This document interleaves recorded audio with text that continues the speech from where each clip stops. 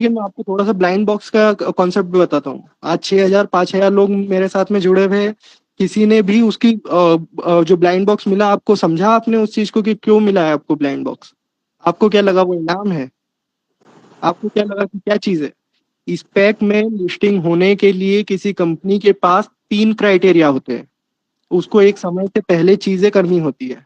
3 साल ये कंपनी अपनी ऑफिशियली ऐप को रन करते हुए सितंबर 2025 में कंप्लीट करने वाली थी। उस टाइम पीरियड के पहले इस कंपनी को एक ऐसा स्टेप लेना था जिसकी वजह से कंपनी लॉन्ग रन पर कर पाए।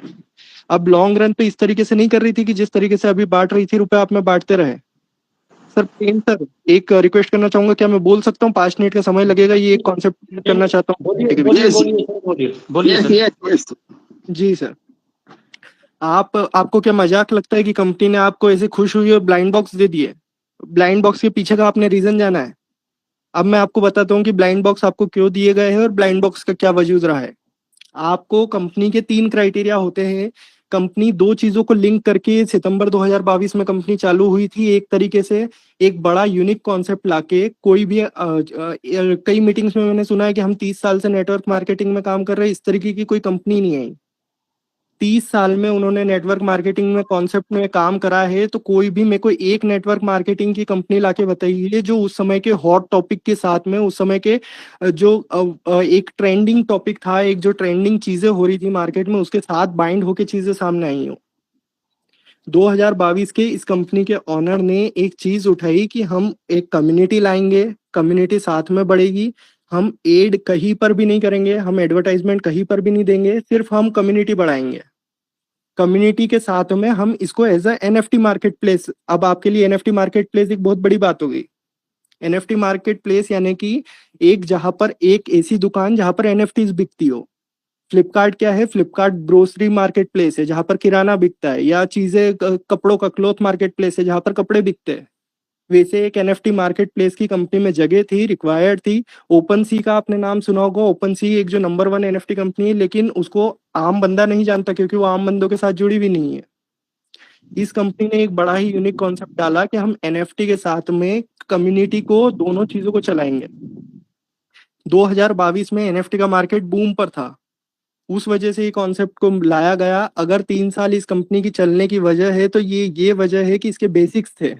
उन बेसिक्स को पढ़ रहा हूं मैं फिर बोल रहा हूँ कि मेरा डाउनलाइन एक भी नहीं है, मेरे ऊपर एक भी आरोप नहीं लग सकता कि आपने मेरे $100 लगवाए, और जिनके मैंने लगवाए हैं उनको मेरी वजह पता है कि मैंने क्यों लगवाए हैं, और मैं जानता हूँ, मैं उस चीज पे इतना श्योर हूँ। तब मेरे को पता है कि ये चीज, और ये मेरे को, ये जो स्टेप अभी लिया गया है ये मेरे को एक्सपेक्टेड था कि ये सितंबर 2025 के पहले कभी ना कभी लिया जाना है। अब मैं वापस अपनी बात पर आता हूँ कि आपको चीजें क्यों किस सीक्वेंस में चली है। सितंबर 2022 में चालू हुई। सितंबर 2022 से दो कॉन्सेप्ट क्योंकि चल रहे थे, दो बड़े ही खतरनाक कॉन्सेप्ट को एक साथ जोड़ा था।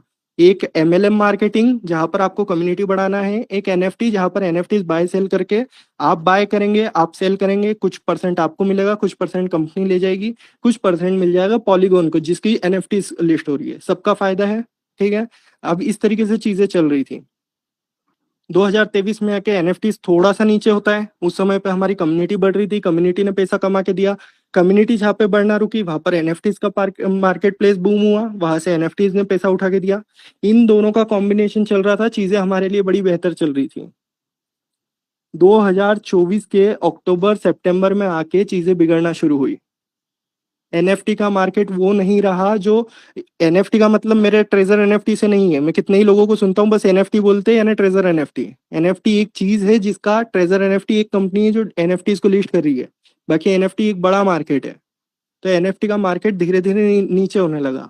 अगर ये जो स्पेक में नहीं जाने का, इसमें स्पेक में जाने का अगर निर्णय नहीं लेती कंपनी, और अगर इस जो चीजें जिस तरीके से चलना होती चलती रहती, तो ये आप मान के चलिए कि 5 से 6 महीने में हमेशा के लिए कंपनी बंद हो जाती। लेकिन ऑनर की तरफ से ये माइंड में थॉट आया कि इस कंपनी की जब इतनी कम्युनिटी हो गई है तो हमें इस कम्युनिटी को और बढ़ाना चाहिए, हमें इसे और एक्सपांशन करना चाहिए। हमें अपने बंदे जो बनाए हैं उनको हम एक लंबे समय तक रुपया दे पाए तो क्या करना होगा। इसलिए आपने अगर नोटिफिकेशन पढ़ा होगा तो उसमें साफ साफ लिखा है कि कंपनी ने ट्रेडिशनल मार्केट में जाने की कोशिश करी है। नई चीजें कितनी भी कुछ बढ़ जाए, आप देखेंगे कि भले ही नई नई क्रिप्टो कॉइन्स आ जाते हैं या दूसरी चीजें आ जाती है, लेकिन स्टॉक में जो मार्केट पड़ा है, जो स्टॉक में पैसा पड़ा है, वो कहीं पर भी नहीं है। वहां पर ट्रिलियंस में पैसा है। हम कुछ डॉलर्स को लेकर इतने दिनों से ये चीज कर रहे हैं और इतना हल्ला मचा रहे हैं। अभी आपने पिछले हफ्ते देखा 3 ट्रिलियन वहां मार्केट से चला गया था जब अमेरिका की न्यूज आई थी कि टैरिफ लगाएंगे। तो स्टॉक में उतना पैसा पड़ा है। तो कंपनी के पास एक ही सहारा था कि या तो जिस तरीके से चल रही है उस तरीके से चले और 6 महीने में सबका पैसा लेके निकल जाए मार्केट से। लेकिन इस कंपनी के ऑनर को इस चीज का भी है कि अगर हमारी कम्युनिटी इतनी बड़ी हमने गेन कर ली है तो इस कम्युनिटी को हमको लूज नहीं करना है, और कम्युनिटी को जितने लंबे समय तक हम पैसा दे सके उतने समय तक पैसा दें। इसलिए कंपनी ने स्टॉक में और अभी के सबसे ट्रेंडिंग टॉपिक क्रिप्टो में, जो 2022 में एनएफटी था वो अभी के लिए क्रिप्टो है, तो क्रिप्टो में अपना कॉइन लॉन्च करने की कोशिश करी है। अब इस पैक के लिए 3 क्राइटेरिया होते हैं। 3 क्राइटेरिया में क्यों सितंबर 2025 के पहले बोल रहा हूँ कि सितंबर 2025 के पहले कदम लेना ही था। एक कंपनी को या तो बोला जाता है कि 3 साल में आप आइए और 3 साल के पहले अपनी कंपनी लिस्ट कर लीजिए, आपके लिए क्राइटेरियाज कम लगेंगे। वो भले फंड में हो, वो भले कम्युनिटी में हो या दूसरी चीजों में हो, आपके लिए रूल्स भी थोड़े नए रहेंगे क्योंकि नई कंपनी है तो थोड़ी सी आपको रियायत भी मिलेगी। 3 साल के बाद फिर आप 5 साल में उस चीज को कर सकते हैं। एनएफटीज के दम पे 5 साल तक चलना शायद मुश्किल था इस कंपनी के लिए। अब इस पैक के 3 क्राइटेरिया: टाइमिंग, सेकंड चीज आपके पास कम्युनिटी, थर्ड चीज मनी। पहला हो गया आपने टाइमिंग, टाइम से काम कर लिया, 3 साल के पहले कर लिया। कंपनी के ओनर इतने चीजों को देख रहे थे तो उन्होंने डॉक्यूमेंटेशन वगैरह अपना कंप्लीट कर लिए होंगे और चीजों को देख लिया। सेकंड चीज थी कम्युनिटी। कम्युनिटी हो सकता है मेरे को इसका मेरे पास जो ओरिजिनल रिकॉर्ड नहीं है, लेकिन 2 या 5 लाख या इस तरीके की कम्युनिटी में भी काम चल जाता है, तो हमारे पास 50 लाख की कम्युनिटी थी।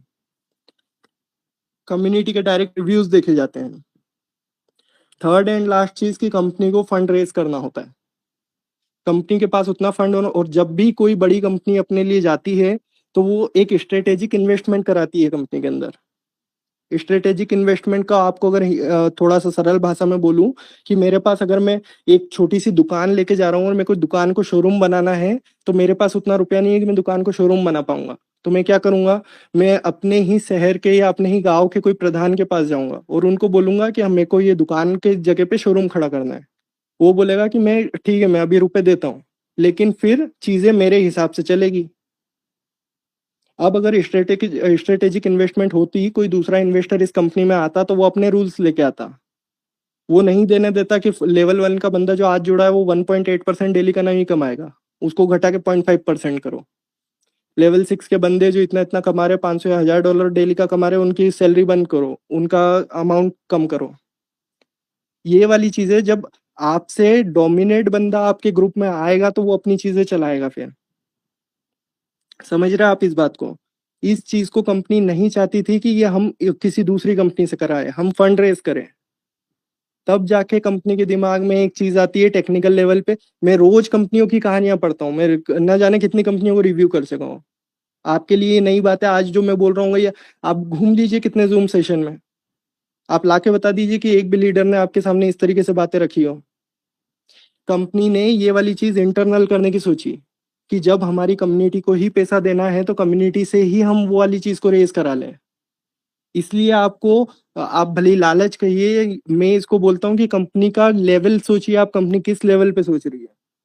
अगर दूसरी कंपनी का बंदा आता तो उस कंपनी को पूरी तरीके से फिर कंट्रोल करने की कोशिश करता, कंपनी को पूरा अपना हैंडल करके रखता, डोमिनेट करने की कोशिश करता, तो आपके फिर आप उस चीज को फिर एक्सपेक्ट नहीं कर सकते थे। फिर दूसरा बंदा जो कोई चलाएगा, अभी कंपनी की कमांड पूरी, जैसे जैसे मैनेजर है, अभी एक मैनेजर के जाने से कंपनी हिल गई, अगर एक नया ऑनर कंपनी में आ जाता तो समझिए आप क्या हालत होती आपकी। इस चीज के लिए आपको ब्लाइंड बॉक्स बांटे गए, आपसे अमाउंट डलवाया गया। और ये चीज कंपनी अगर एथिकली चलना चाहे तो एथिकली, हम जो सबसे अच्छी कंपनियां हमारे जो भारत में शुमार है, जिस तरीके से टाटा का नाम लिया जाता है, ये कंपनियां भी इन चीजों को बोलकर नहीं करती है कि कभी विड्रॉल रोकना या ये चीजें अगर कंपनियां बोल देगी तो सब, हम कंपनी को चाहिए था ज्यादा फंड, हमको अगर 1 महीने पहले बोल देते कि हम 1 महीने बाद स्टॉक में लिस्ट होना चाहेंगे, सारे के सारे बंदे रुपए निकाल के भाग जाते हैं।